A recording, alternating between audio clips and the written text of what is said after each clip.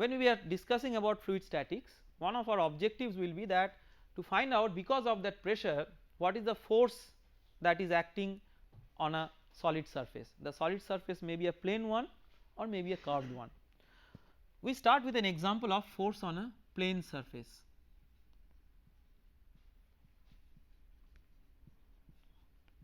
What is the special characteristic of the plane surface? That is such a surface that we are considering, that is immersed in fluid at rest.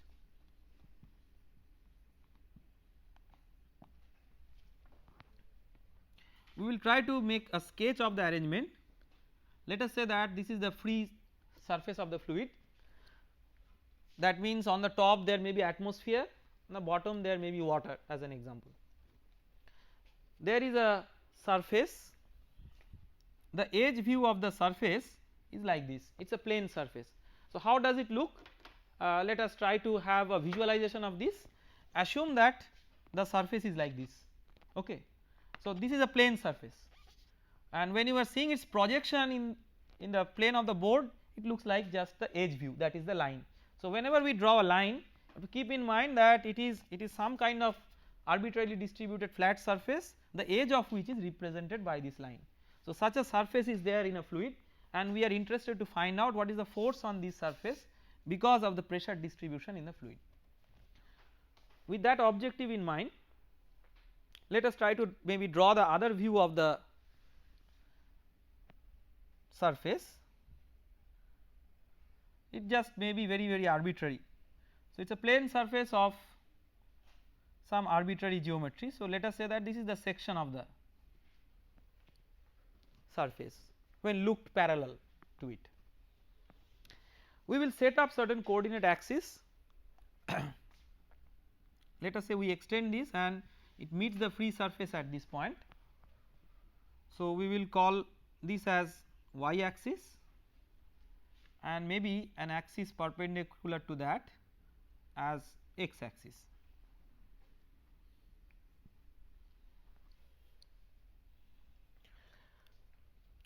Our problem is actually a very simple problem. It is a problem of finding out the resultant of a distributed force, because pressure distribution gives rise to a distributed force.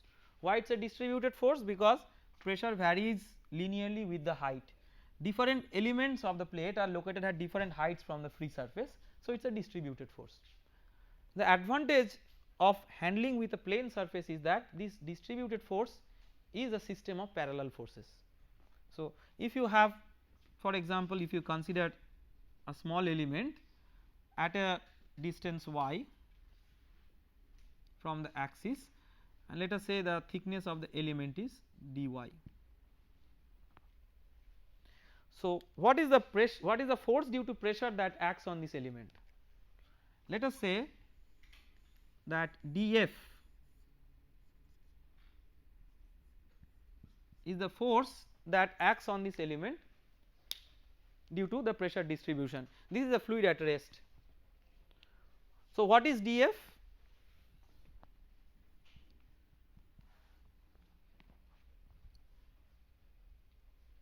dF is the local pressure on the element times the elemental area. Let us say that the elemental area of which we are talking, that can be represented in the other view completely. Let this be dA, it just corresponds to this dy.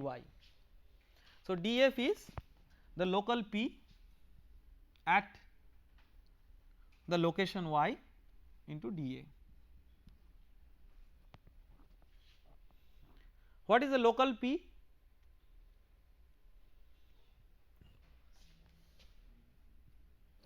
Yes, rho g into y sin theta. Oh, so if you call this angle as theta, because y sin theta is nothing but the vertical depth from the free surface to the location under concern, that multiplied by dA. So what is the total force that acts on the plate? It is integral of df. So it is integral of, so rho g sin theta, those are like invariants with respect to the integration. So you are integrating with respect to dA, integral of y dA, and integral is over the entire area. Say capital A is the shaded red colored area. Pressure at the free surface is a reference pressure. Say if the water was not there at the bottom, just consider this example. Let us say that this is a surface, now there is no water, say it is surrounded by air from all sides. If it is in equilibrium, that means air pressure is cancelling the effect from all the sides together. The net effect is that the sum total force is 0. So whatever force is acting on the surface is because of the difference from the atmospheric pressure. So whenever you are calculating the resultant force on a surface, remember that you are implicitly dealing with a gauge pressure, not the absolute pressure, because the atmospheric pressure, if atmosphere was existing, otherwise it would have kept it in equilibrium. Now you are having some pressure over and above that. Why atmospheric pressure? Any other pressure, if there is a uniform pressure acting on a closed surface, we will see that later on, that if you have uniform pressure acting on a closed surface, then the resultant force of that is 0. That may be proved by a very simple mathematical consideration, that you have a distributed force which is always normal to the boundary, then integral of that over a closed boundary is 0 if the intensity of that pressure is uniform throughout. So if you want to find out what is the resultant force, you may eliminate that common part and consider only that part which is over and above that. That is why we are considering only the water effect. Now you can clearly see that what does integral y dA represent? Moment about x axis, moment of what? The moment of area, so to say. So the first moment of area, and first moment of area gives what? Gives the centroid of the area. So if you recall the formula for centroid, say y coordinate of the centroid of the area, that is integral of y dA divided by A. We will use the formula here and we can straight away write this as rho g A y c sin theta. Let us say that the centroid is somewhere here. So what we are talking about, we have some distance y c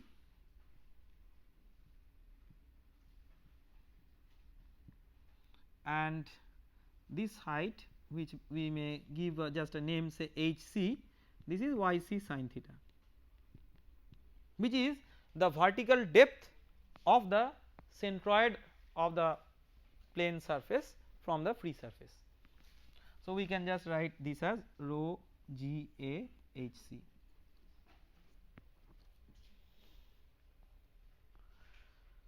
Now this gives the resultant force, but since it is a distributed force, we also need to find out what is the point through which the resultant of the distributed force passes.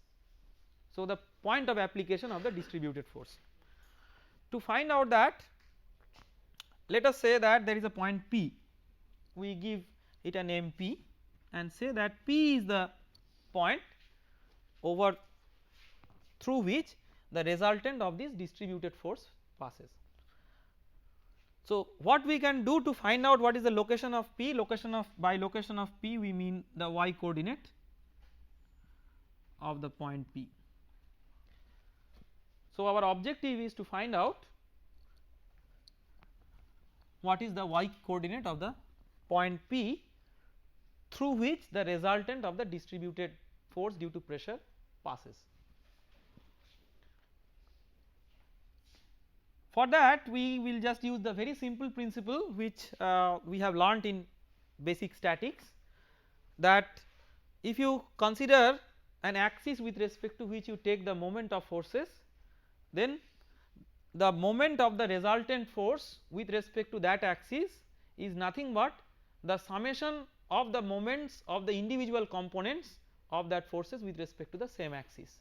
This is known as Varignon's theorem, and we will try to use that for finding out the location of yp. So, if F is the resultant force and the moment that we are trying to take is moment with respect to the x axis, then F into yp gives the magnitude of the moment of the force F.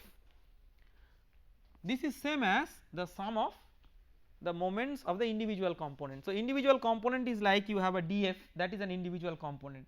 So, what is the moment of df with respect to x? So, that is just df into y, local y. So, the total moment is integral of y df. So, rho g sin theta integral of y square dA. So, this is the second moment of area, sometimes also loosely called as moment of area moment of inertia, just by virtue of its similarity with mass moment of inertia. This is not really a fundamentally moment of inertia, it is better to call as second moment of area. So, we can write this as the second moment of area with respect to the x axis. So, I x x. So, we can write what is yp, rho g sin theta I x x divided by f.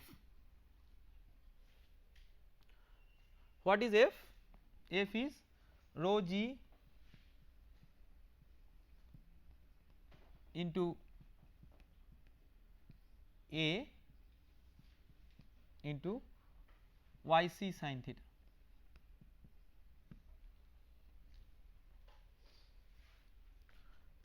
So, we cancel the common terms. Ixx represents the second moment of area with respect to some arbitrary axis. It is more convenient to translate that to an axis which is parallel to x but passing through the centroid, and because centroid is a reference point with respect to a particular surface, and to do that we may use the parallel axis theorem to translate it to C. So, if we consider an axis which passes through C and parallel to x, with respect to that axis we can write that Ixx is nothing but Ic, where by C we mean this axis which is passing through C and parallel to x. That axis is totally visible from the view parallel to the surface. So, this is Ic plus a into yc square, that divided by ayc. So, from this we get a very important expression that yp is yc plus ic divided by ayc. This point P is given a special name in consideration of fluid statics, and that name is center of pressure. So, center of pressure is the point through which the resultant of distributed force due to pressure passes, that is known as center of pressure. We can clearly see from this expression that yp is greater than yc, because yp equal to yc plus a positive term. That means the center of pressure in terms of depth lies below the centroid,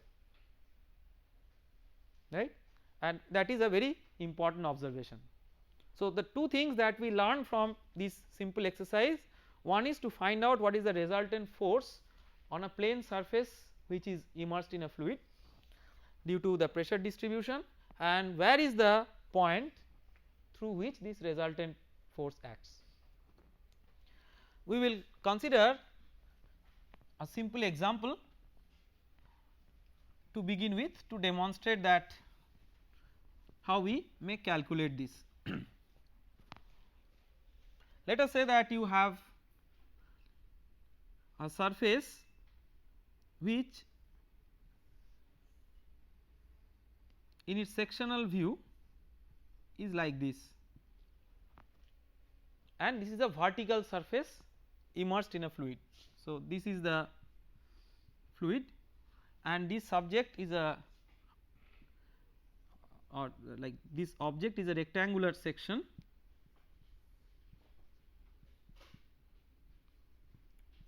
with the dimensions b and h.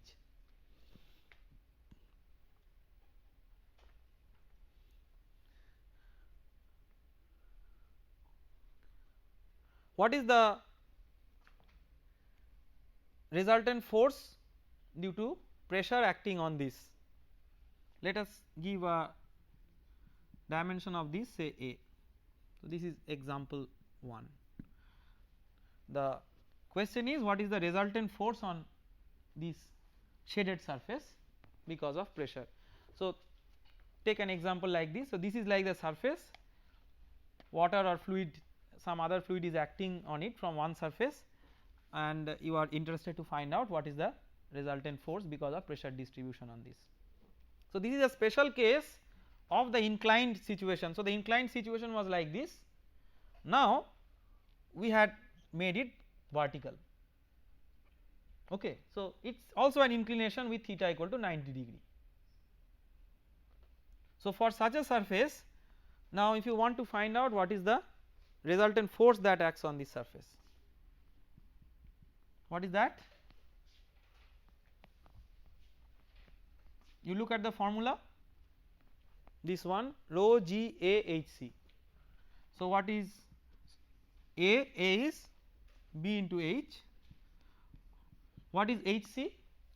So, C is the centroid of this area. So, if it is a homogeneous area, it is A plus H by 2.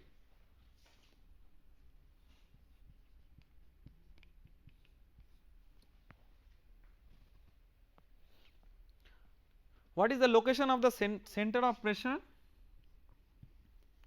Yp is equal to Yc plus, first let us write the formula and then we will substitute the value. What is Yc? Here Y and H are the same because it is just a vertical one. So, A plus H by 2 is Yc plus Ic. So, you have to now figure out first that is it second moment of area with respect to this vertical axis or this horizontal axis. So, try to recall that when this was the inclined plate, the second moment of area was taken with respect to this axis, right. So, now when it is vertical, you have a second moment of area with respect to this axis and that is translated to the centroidal axis. So, that means the correct axis should be this one. Just try to visualize it, it will be it is trivial, but it is very important, because based on the orientation you have to figure out that with respect to which axis you are having to calculate the second moment of area, because centroidal axis is not something which is unique, you have different axes passing through the centroid. So, Ic will be based on this axis, what will be that? Bh cube by 12.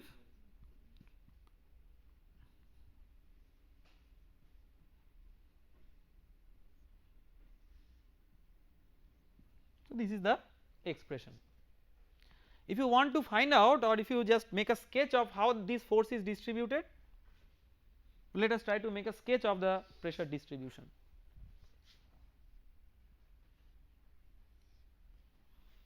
To make a sketch of the pressure distribution, what we note,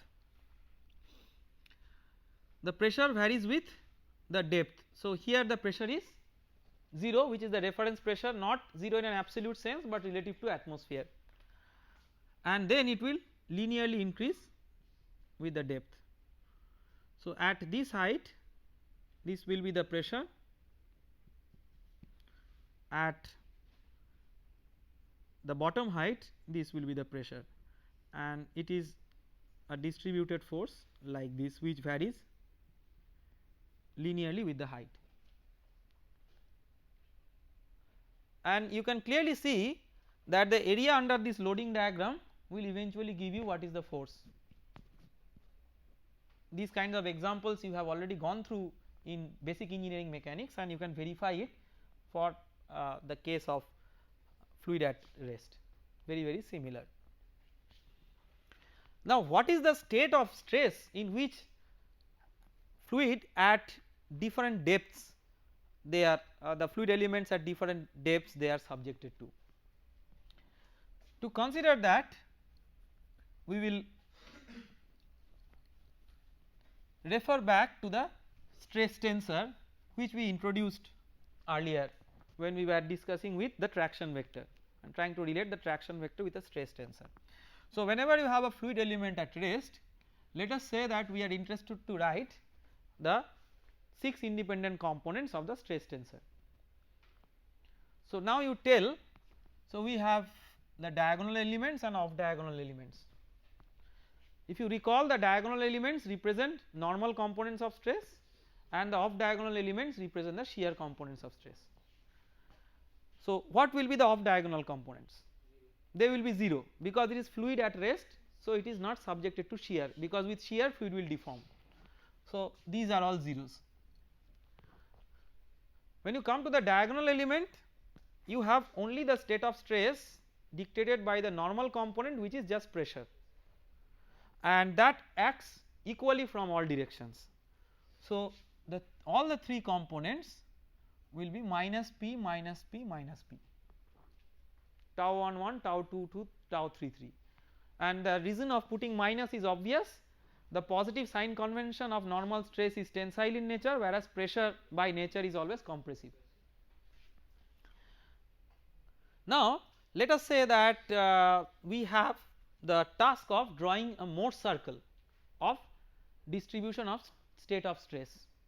If you recall what is the Morse circle, so if you consider that there is an elemental area which has an inclination say theta with respect to some reference, that has a resultant force, and that resultant force is given by the traction vector components per unit area. You can decompose it, let us say the traction vector component is like this, you can decompose it into 2 parts, one is a tangential component, another is the normal component. Let us say we call it sigma n and let us say we call it tau. So, depending on how you orient the area, you will get different combinations of sigma n and tau. If you draw the locus of that, then that is what constitutes the Morse circle, right.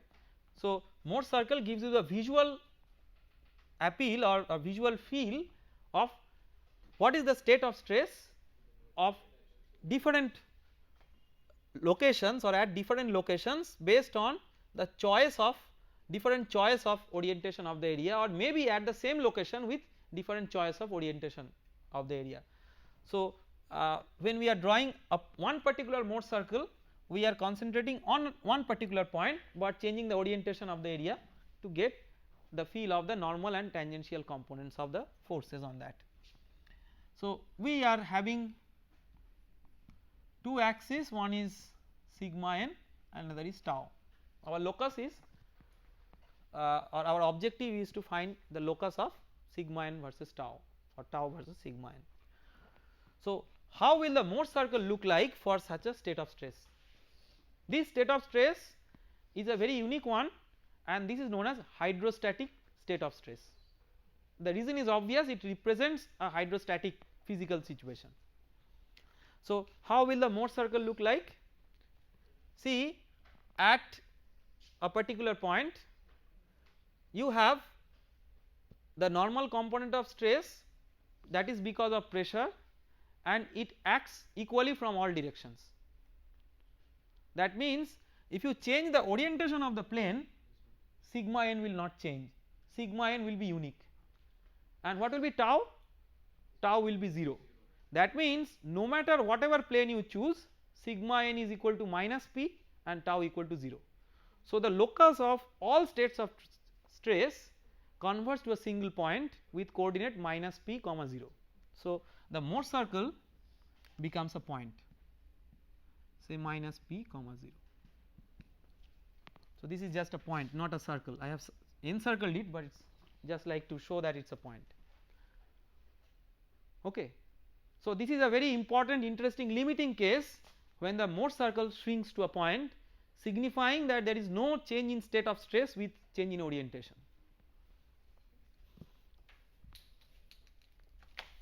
Next we will consider another example on force on a plane surface.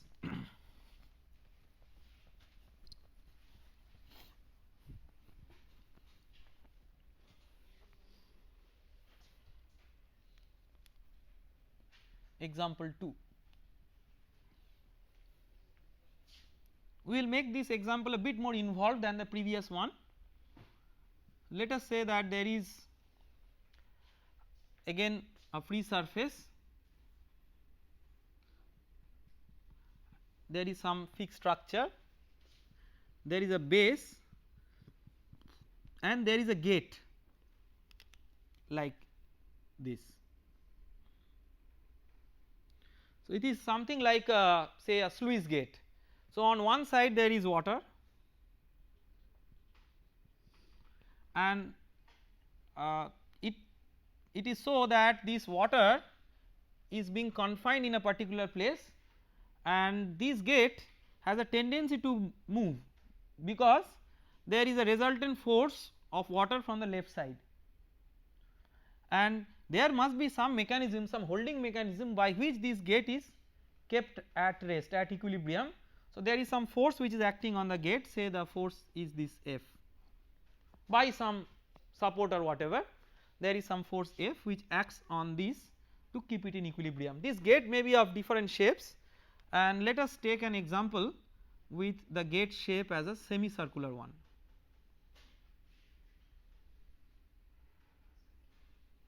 Like this. So, this is the section of this gate. This is like I mean it is fixed with something. So, it is there is a separate structure that goes with it. So, we are not going to concentrate so much on the upper one, we are I mean it may be extending even beyond the free water surface and so on, but we are more interested with the gate. So, on this gate there is a force due to water and that force you may calculate by considering some dimensions. One of the dimensions, say this is capital H. Let us say that the radius of this semicircular gate is capital R and the density of the fluid of course is given and G. This gate is hinged at this point, say O.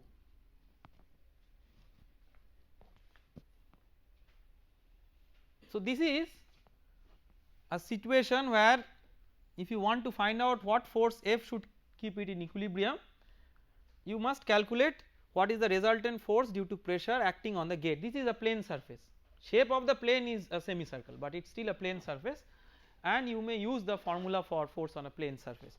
So, let us try to draw the free body diagram of this gate. So, our objective is that what should be this force to keep the gate in equilibrium. So, we draw the free body diagram of the gate.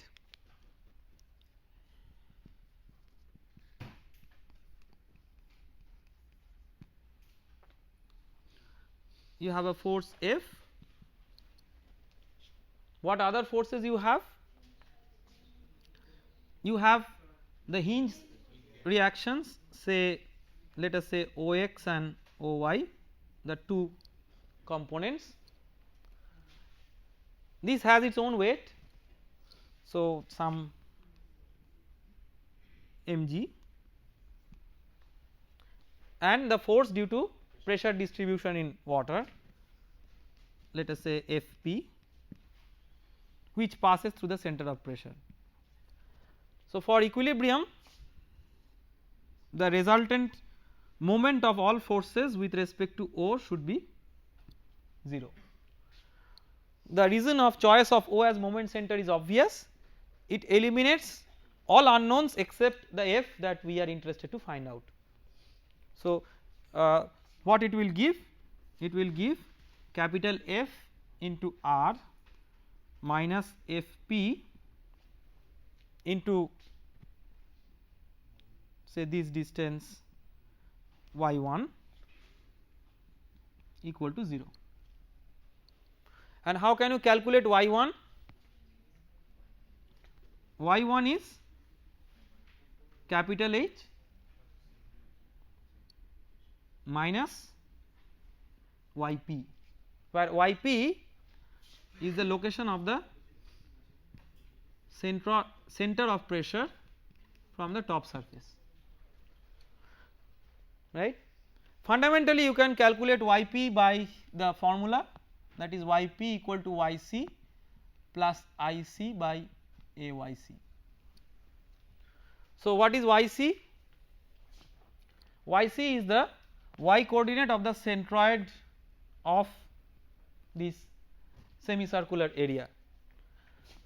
So, this part, the location of the centroid from the bottom is 4r by 3 pi, right.